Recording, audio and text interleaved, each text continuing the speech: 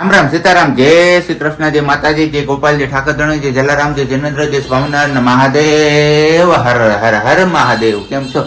મોજમાં? તો વાંધો નહીં મારા બાપુલી, બિલકુલ મોજમાં રહેવાનું.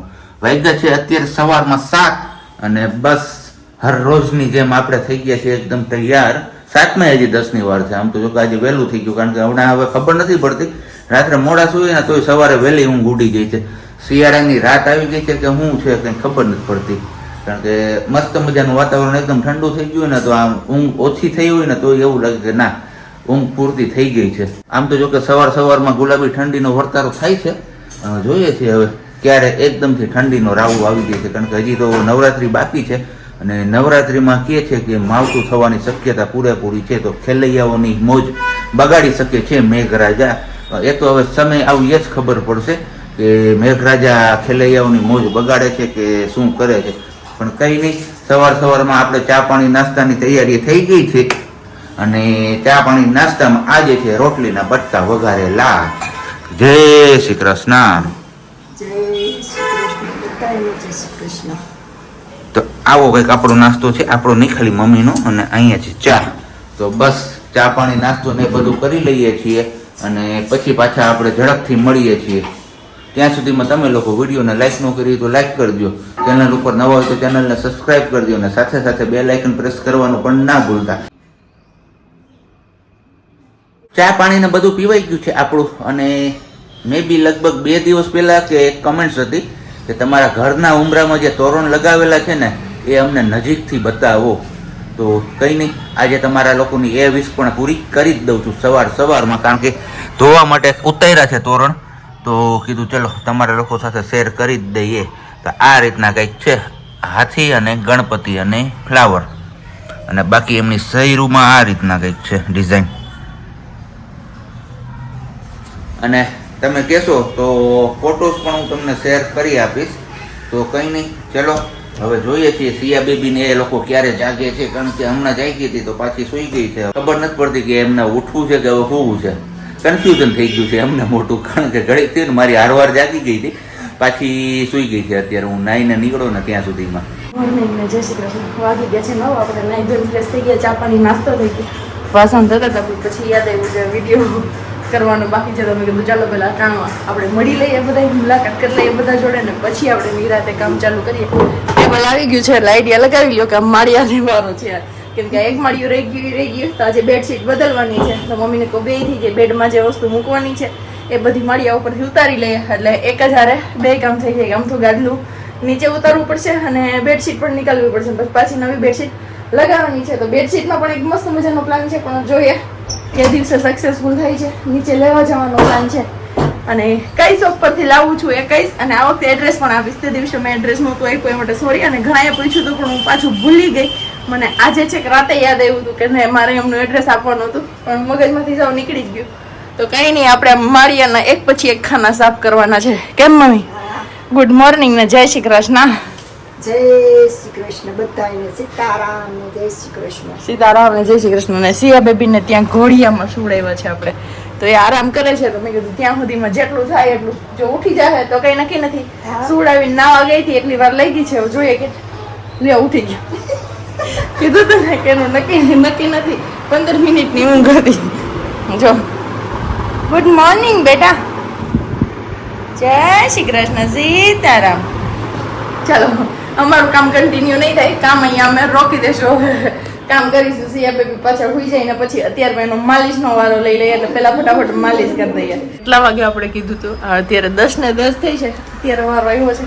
હવે ફાઇનલી અત્યારે મળીયાના ખાના ઉપર જોઈ જાય. અત્યારે મમ્મીને ઓન ડ્યુટી આપીને એવી છે કે તમે હિંચકો હાંકજો, તો એ થોડી વાર સૂતી ગઈ તો આપણું કામ થઈ જાય ફટાફટ, કેમ કે આજનો દિવસમાં પતાવી દઉં એવી ઈચ્છા છે. તો આ કામ નીકળી જાય, એક કામ ફટાફટ થતું થાય. પછી ક્યારે વારો આવે કંઈ નક્કી નહીં, અને સિયાબેન પછી એકલા હોય આપણે ત્યારે કરવામાં થોડીક વધારે તકલીફ કરાવે. તમે કીધું હાથ આજે કરી જ નાખીએ ફટાફટ. ચાલો હવે માળિયા ખાલી કરી લઉં અને સામાન જોઈ જાઉં શું શું નીચે ઉતારીને રખાઈ આવું છે, શું શું આપણે ઉપર રાખવું પડે એમ છે. બેડમાં કેટલી જગ્યા છે પહેલો તો એ પ્રશ્ન છે કે મને ખબર નથી, એટલે મારે પેલા મમ્મીને પૂછવું જોઈએ ને એ પ્રમાણે પછી નીચે સામાન ઉતારીશ.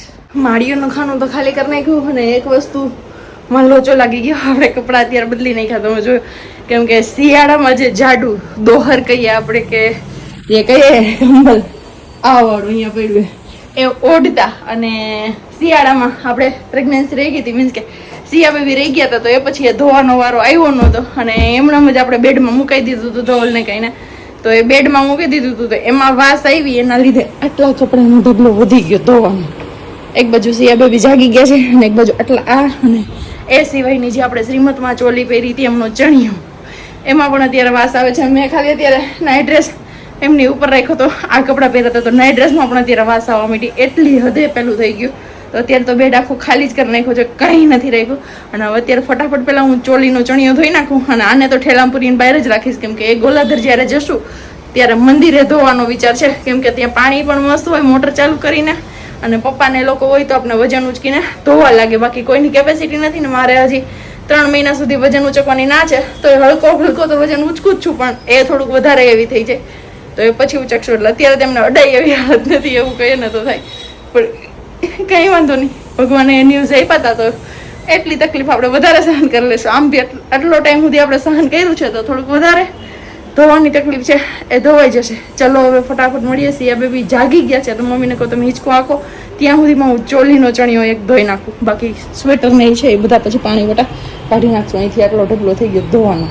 મમ્મી સિયાનો કબાટ ગોઠવાઈ ગયો, એક બાજુ એટલો ગોઠવાડો. રમકડાના હજી 2 સેટ નથી ખુલ્લા, રમાબેન વાળા 2 બાકી છે, એક ખુલી ગયો છે અને વિહારભાઈ વાળો 1 સેટ ખુલી ગયો. ઉપરના ખાનામાં એના ઓશિકા અને ઓઢવાના તકિયા અને રમકડા, નીચેના ખાનામાં એની બેગ ને એના બૂટ ચપ્પલ તો બતાવો આમ તો જો કેવા છે કા મમ્મી. ઓલા તો મોજા છે મમ્મી. હા જો એક રમાબેન વાળા છે ને એક આપણે લાવ્યા હતા ને ઈ વાળા શૂઝ છે. આવું બધું કઈક બેઠું છે ધીમે ધીમે અમારા બેન નું. અને અમારી બેન હું કરે છે. નીચે હજી રમાબેન વાળો કબાટ છે એમને, કેમ કે વારું નથી એવો લગાવવાનો અને અત્યારે જરૂર નથી. મેં કીધું નથી લગાવો કે ટ્રાન્સફર ભગવાન ન કરે, પણ કદાચ થાય ને જરૂર પડે તો ત્યારે જ આપણે લગાવીશું. અને આ બાજુ મમ્મી આડા આવે છે અને નીચે રાખી છે ને ગોદડિયું. બસ આવું કઈક ગોઠવું છે અને હજી બાકી છે. આ બાજુનો કબાટ મારો છે, પછી આ પહેલું ખાનું સિયાનું, બીજું ખાનું મારું, ત્રીજું ખાનું ધવલનું. અમારે ત્રણેયના ખાનાની લાઈન થવાની છે, એક ત્રણેયના એક કબાટ, બધાયના નોખા નોખા. જે મારા ખાનામાં સિયાબેન કેટલાય છે મમ્મી ખાનું ખોલો તો આખું સિયાબેન નું ભર્યું જો ઉપરથી 2 ખાના હજી ઉપરથી નીચે સુધીના સિયાના છે, એટલે એમાં અલગ કરીને પછી ગોઠવી દઈશું. એટલે મને પેલું ન થાય અને મારે જૂના કપડા બધા કાઢવાના છે, કેમ કે થાતા નથી. કેમ મમ્મી? મજૂર માણસો આપી દે તો એ પહેરી લે, કઈ વાંધો નહીં. હવે જમવાનું શું છે? જમવાનું તો હવે બનાવી નાખશું. બનાવી નાખશું કઈક. શું બનાવશું? હું તમને પૂછું છું, હું બનાવીશું ગલકાનું શાક ને રોટલી. માર નથી ખાવું, કાલ બપોર ગલકું ખાધું માં. હા બસ ઈ કર. તુરિયાનું શાક ને રોટલી બનાવી નાખીએ. ઓકે. તુરિયાનું શાક ને ભાખરીનો પ્લાન હતો, પણ એ પ્લાન કેન્સલ થઈને આવી ગયા ચા ભાખરી. કેમ મમ્મી? કેમ કે સિયાબેન ઘડીક વાર તોફાન નાદરા, તો મેં કીધું કાંઈ વાંધો નહીં, ચલો ચા ભાખરી નથી કરવી, ફટાફટ ઓલા શાક ભાખરી નથી કરવી, તમે શાક સુધારશું કરશો તો વાર લાગશે. મમ્મીને કીધું એ કે આપણે દહીં ભાખરી, ચા ભાખરી ને એવું ખાઈ લે. તો મમ્મી એમના માટે મૂકી દીધી છે ચા, ને આપણે માટે લેવાનું છે દહીં, અમૂલનું તાજા દહીં. તો આવા કંઈક બપોરા છે આપણા માટે દહીં ભાખરી. તમારે કોઈને ખાવું હોય તો આવી જાવ. કેમ મમ્મી? બપોરા કરવા માટે હાલો બપોરા ચા થાય. દરવાજા બંધ છે પણ કદાચ નીકળી જાય, કઈ નક્કી ન કહેવાય ચાનું ન નીકળે ને તો વાંધો નહીં. દરવાજા બધા બંધ છે એટલે વાંધો નહીં.